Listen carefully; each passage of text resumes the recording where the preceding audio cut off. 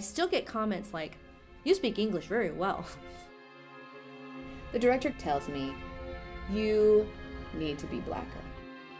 We're all not like that. We don't have to have that accent. We don't have to, because I'm third generation. My Spanish is really bad. With women from the Middle East, it's like the most offensive, the most painful stereotypes exist.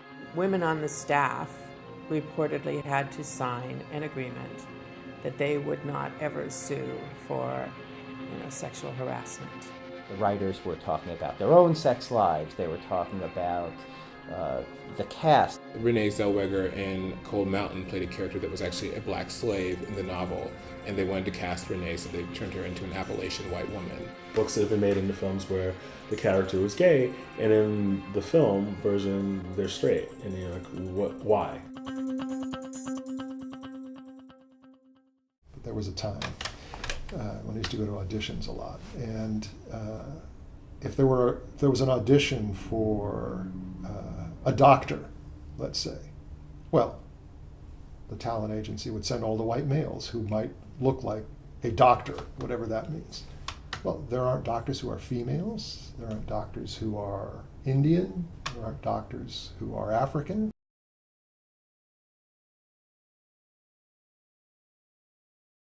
I have been an actor for, how old am I?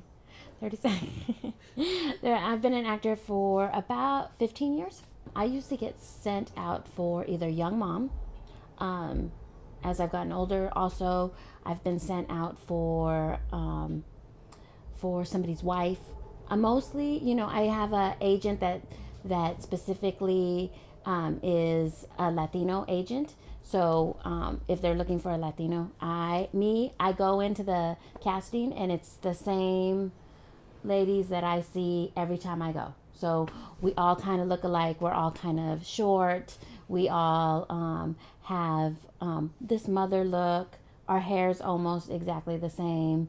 We all have the same look that, and we go out for all the same stuff. When I came out here, my nickname was Mimi, and I had been married to a man whose last name was Vieaux, Vieaux. And it sounded like Mimi Vieaux, that's the way it was pronounced, but it was too close to Yvette Mimieux.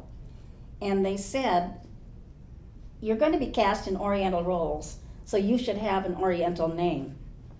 Now this is how dumb I was. I came out here thinking that I would be playing American roles. I could just go audition for the secretary, the nurse, the doctor, whatever, because I grew up in Arvada, Colorado, when I was not put in boxes like that.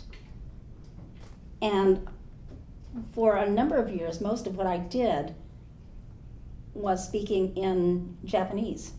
And I'd have to hire a coach every time I did a role. My theater training started as an actor. And when I finished my undergrad studies and was thinking about graduate theater studies, my first desire was to go to acting school. And in the process of auditioning for MFA programs, the feedback that I got, now this is 15 years ago, the feedback that I got was I would be boxed into this minority minority woman with an accent. So because of my looks and because of my accent, that I would never be cast in a lead part. I was actually told that in the audition process, and that I would always be cast in small parts that are specific to someone from the Middle East or some unidentifiable foreign country. The very first audition I had, before I was with an agency even, I got the direction to do something more street, more urban, and I was like, huh? I didn't really know what he meant, and I was hoping I didn't know. I think I knew. And then it was for a popular shoe company. and I had chosen, it was a voiceover thing, and it was like I was a young basketball player, so I was like, oh, okay, I'll be a women's basketball team, I'll be proud, you know? And he's like, yeah, just do it like that again, but just more street, more urban. And I was like, no, you gotta be kidding me. And I called my dad, and I was really upset. I'm playing the wife in this situation where the husband is kind of having a meltdown, and she's trying to help him and support him and get him together for this big opportunity. And I felt like I was really hitting all those beats and all the intentions and everything of what I would be doing as someone. This is someone that I care about, but I also am trying to say, really pull it together, come on.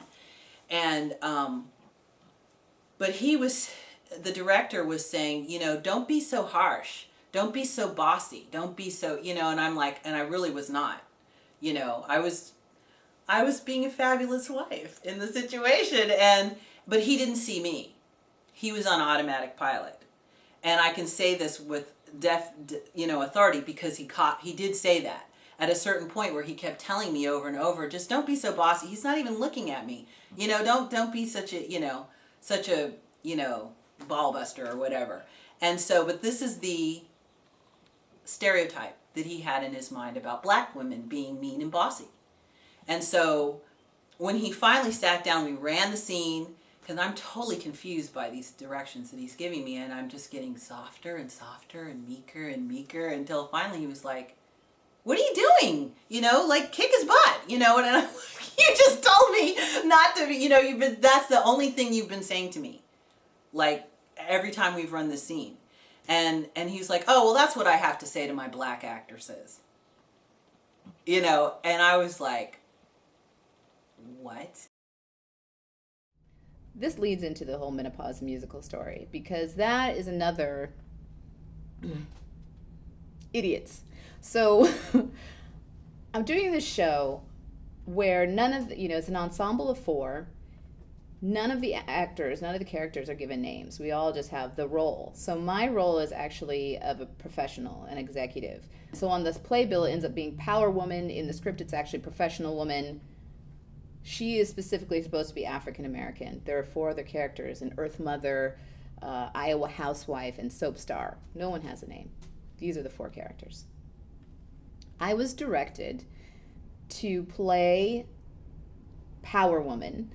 I start out as a Condoleezza Rice type, and I end as a Tina Turner type. Now the show is called Menopause the Musical. It's about menopause. And there are parodies of songs, and the book is actually very thin. So the storyline is thin. It's mostly about the songs and all that sort of thing. So I'm like, great, I love that idea. That's totally fun. So there are many things about that experience that are troubling.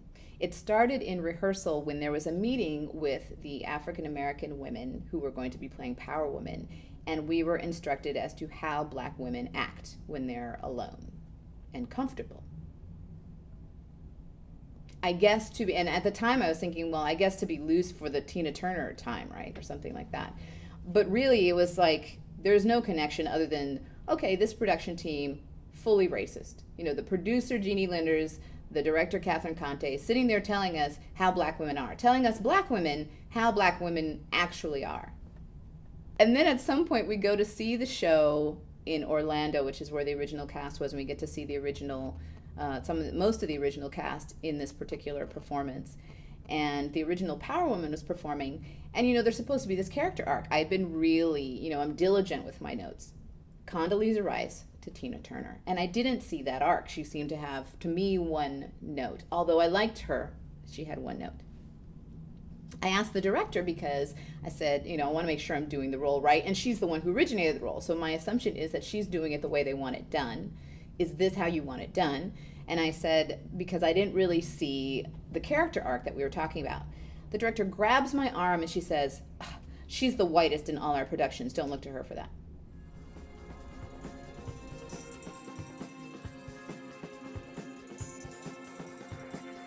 I know what this dress name is. Sleeping Beauty. And mine is Snow White.